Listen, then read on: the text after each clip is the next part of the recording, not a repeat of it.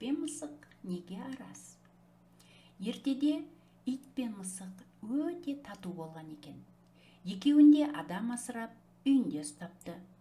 Күндердің бір күнінде бір адамның май сіңген тері дорбаға салып сақтап жүрген алтыны жоғалады.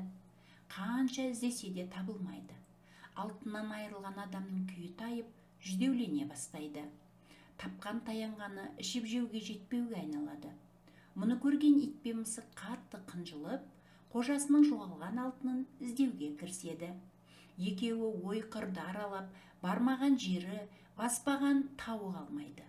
Ақыры титықтап, үйлеріне қайтады. Ит пен мысық ұнжырғасы түсіп, үнсіз келе жатқанда, кенет қожасының май сіңген дорбасының иісі мұрындарын жарып жібере жаздайды. Қуанғаннан ит қыңсылап, мысық мяулап жібереді. Ит айнала жүгіріп, тіміскілеп, ақыры бір тышқанның інін тырналап қаза бастайды. Мысықтың қуанышы қойнына сыймай, аңдып, қарап отыра береді.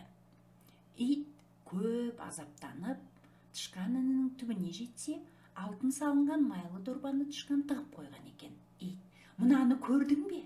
деп алтынды мысықтың алдына лақтырып тастайды. Мысық сол кезде есіне жақсы атанбақ болып, иттен бұрын алтынды ала қашады. Мысық үйдейдің төбесімен қарғи жүгіріп, есіне жетеді де алтынды алдына тастай салады. Мұны көріп қожасы қуанып кетеді. Мысықты бауырына басып, аймалай береді. Сөйтіп тұрғанда қара терге түсіп, сабалақ болып, арсалаңдап ит те жетеді. Келген бойда қожасының аяғына оралып, қыңсылай еркелейді. Ештеңені түсінбеген ол итін теуіп, жекіріп қуып тастайды. Жәбір көрген ит ызаланып, мысыққа тап береді. Қожасы арашалап, екеуін зорға айырып алады да мысықты үйіне алып кетеді. Сол күннен бастап итті үйіне жолатпайды. Мінекей, содан бері ит пен мысық бір-бірімен араз болып қалыпты. 7 қазынаның бірі. Баяғыда аң патшасы арыстан қызметшісі жолбарысты шақырып, ормандағы барлық аңдарды жина деп бұйырыпты. Арыстан патша әлемде ең қайратты, ең ақылды әрі епті кім екенін білгісі келіпті. Лезде арыстанның апанының алдына аңдар жинала қалады. Арыстанның сөзін естіп болған соң түлкі алға шығып: "О, әлемде теңдесі жоқ патшам, бұл өмірде сізден қайратты, ақылды, епті жан жоқ. Сондықтан да біз сізді патша етіп сайлағанбыз. Сіздің қайырымыңыз шексіз" депті. Барлық аң өз пікірлерін айтып, арыстанға жағымпаздана, оны дүниедегі ең күшті, ақылды деп лепіртеді. Мақтау сөздерге мәз болған ақымақ арыстан бір бұрышта құлағы салбырап, өзі маужырап жатқан итті байқайды.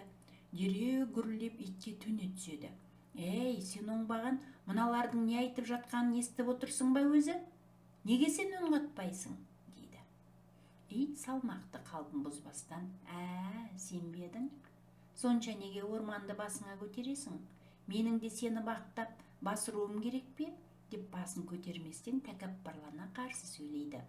"Ал сонда", дейді арыстан, "дүниедегі ең қайратты, ең ақылды, әділ әрі епті кім?"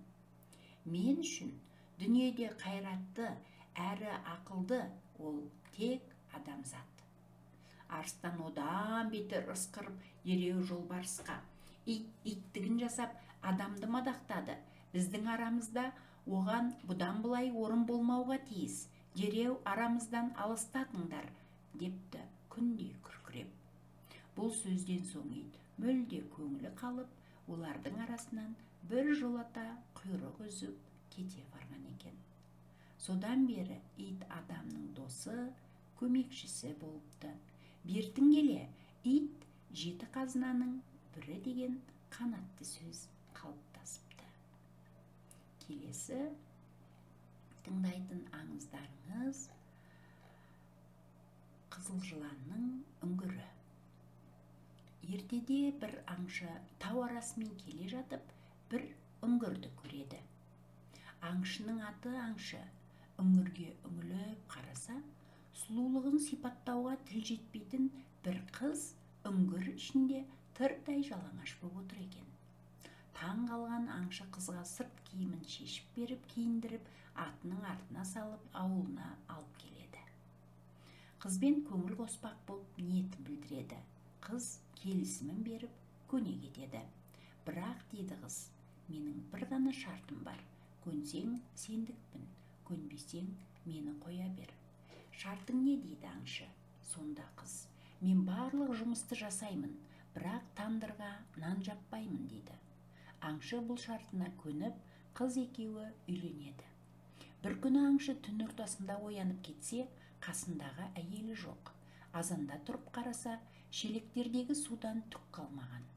Келесі түні бұл оқиға қайтадан қайталанады. Дәті таусылған аңшы үшінші түні қызды аңдымақ болып көз ілмейді. Түн ортасы болды-ау дегенде қыз жыланға айналып барып, судың барлығын ішіп қояды. Ертеңінде аңшы не істерін білмей бір балшыға барыпты. Балшы қыздың жылан екенін, сиқырмен қызға айналғанын айтады.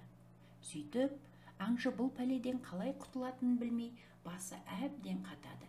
Бір күні әйеліне, маған нан жауып берші, әлі сенің қолыңнан нан жемедім, дейді аңшы. Қыз, келіспеп пе едік, мен нан жаппаймын деп қарсылық білдіреді. Аңшы қояр да қоймай қызға нан жаптырады. Нанды тандырға қоя алмай қиналған қызды аңшы итеріп, тандырға салып, бетін қатты етіп жауып тастайды. Сөйтіп, қыз жылан тандырға жанып өледі. Аңшы қыз жыланнан осылайша құтылған екен. Ал қызды тауып алған үңгірді ел қыз жыланның үңгірі деп атап.